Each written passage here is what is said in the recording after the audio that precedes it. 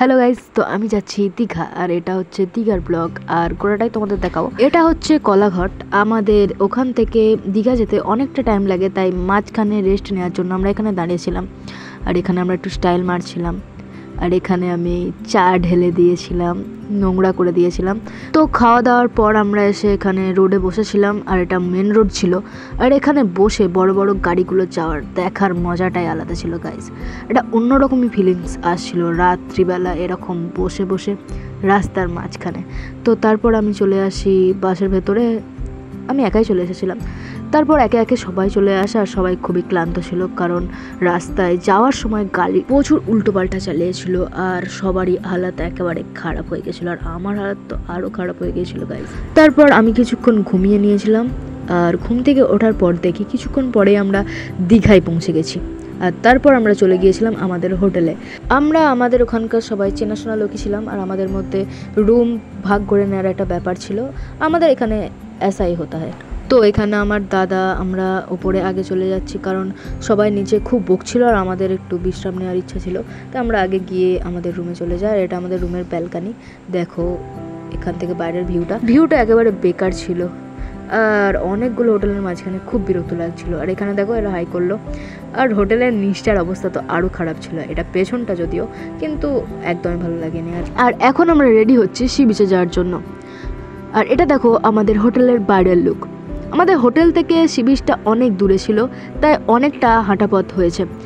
এখন আমরা সমুদ্র সৈকতের কাছে পৌঁছে গেছি আর এখানকার দৃশ্যটা এতটাই মনোরম যে বলে বোঝানো সম্ভব নয়। আর আমি যেহেতু বহুদিন পর একটা সমুদ্র সৈকতে এসেছিলাম, তাই আমার আনন্দটা একটু বেশিই ছিল।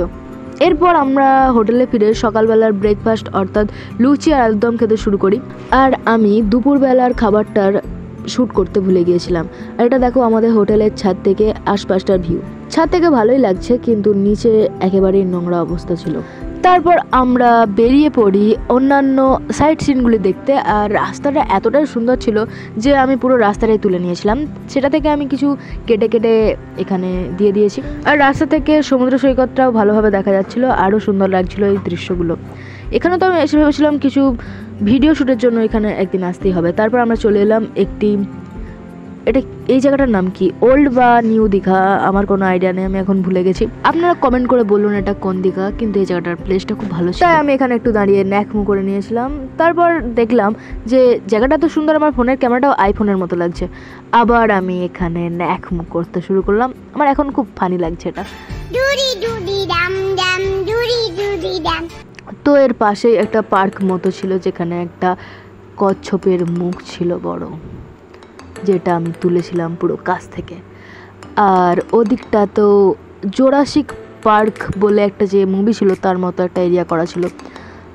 আর এটা হলো একটা ব্রিজ যার মাঝখান দিয়ে চলে গেছে খাল নয়, কৃত্রিম খাল। আর এখানটাতে দেখো এখানে মোট কটি স্ট্যাচু আছে। তোমরা যদি ভেবে থাকো যে হরিণগুলির সাথে এই গরুটা একটা স্ট্যাচু ছিল, হবে ভুল। এই ক্লিপটিতে দেখানোর মতো কিছুই ছিল না, কিন্তু এখানে সবাই আপনাদের সকলকে হাই দিচ্ছিল আর এটাতে আমি খুবই উৎসাহিত হয়েছিলাম, তাই এই ক্লিপটা আমি এখানে দিয়ে দিয়েছি। তো এনাদের জন্য তো একটা লাইক হতেই পারে, লাইক করে দাও গাইস। লাইক করলে কোনো ক্ষতি হয় না, বরঞ্চ আমার লাভই হবে। আর এখানে আমরা কিছুক্ষণের জন্য বিশ্রামের জন্য দাঁড়িয়েছিলাম, তারপর আমরা আবার বেরিয়ে পড়েছিলাম। তারপর আমরা আসি একটা মন্দিরে, যেখানে আমি একটা অদ্ভুত ব্যাপার লক্ষ্য করেছি। এখানে একটা লোক যে ময়লার ডাস্টবিন নিয়ে দাঁড়িয়েছিল, এটা কে? তারপর এখানে সবাই প্রণাম করে আমরা বেরিয়ে পড়ি আমাদের পরের গন্তব্য মোহনায়। আর মোহনায় এসে আমি অবাক হয়ে গেছিলাম, কারণ এখানে মোহনাটা কোথায় আমি দেখতেই পাচ্ছিলাম না। তারপর বুঝলাম যে প্রথমে মাছের বাজার, তার ওপারে আছে মোহনা। তো এখানে মাছের বাজারে অনেক ধরনের মাছ ছিল, টেস্টি মাছ, যেগুলো জিভে জল চলে আসছিল। কিন্তু এই জল কিছুক্ষণের মধ্যেই আবার ভেতর দিকে চলে গেল, কেন সেটা আমি পরে বলছি। চলো তার আগে একবার মোহনা থেকে ঘুরে আসি। সামনে যে নদীটি দেখছো, এই নদীটি সমুদ্রের সঙ্গে মিশে এখানে মোহনা তৈরি করেছে। আর এই মাছগুলোর কথাই বলছিলাম, যার জন্য জিভের জলটি আবার ভিতরে চলে গেছে।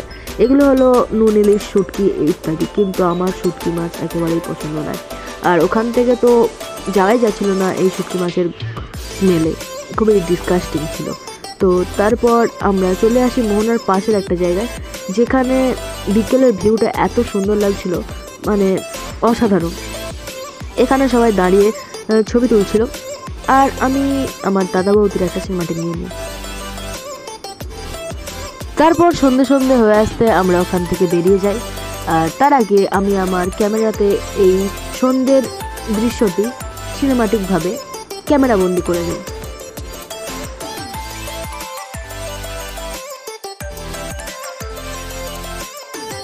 তারপর আমরা বেরিয়ে পড়ি আমাদের পরবর্তী গন্তব্যে, যেটার জন্য আমি খুবই এক্সাইটেড ছিলাম, যেটি হলো দীঘার জগন্নাথ মন্দির, যেটার জন্য এখন দীঘার পর্যটক সংখ্যা প্রায় বেড়ে গেছে।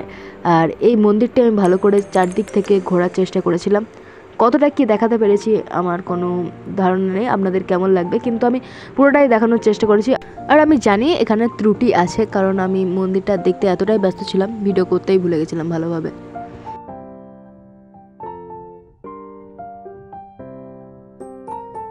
জগন্নাথ মন্দির ঘুরে দেখার পর আমরা ফিরে আসি আমাদের হোটেলে। তারপর রাত্রির খাবার শেষ করে আমরা বাড়ির উদ্দেশ্যে রওনা হই। আর সবাই খুবই ক্লান্ত ছিল। তো ভিডিওটি এখানেই শেষ করছি। ভিডিওটি শেষ অবধি দেখার জন্য ধন্যবাদ।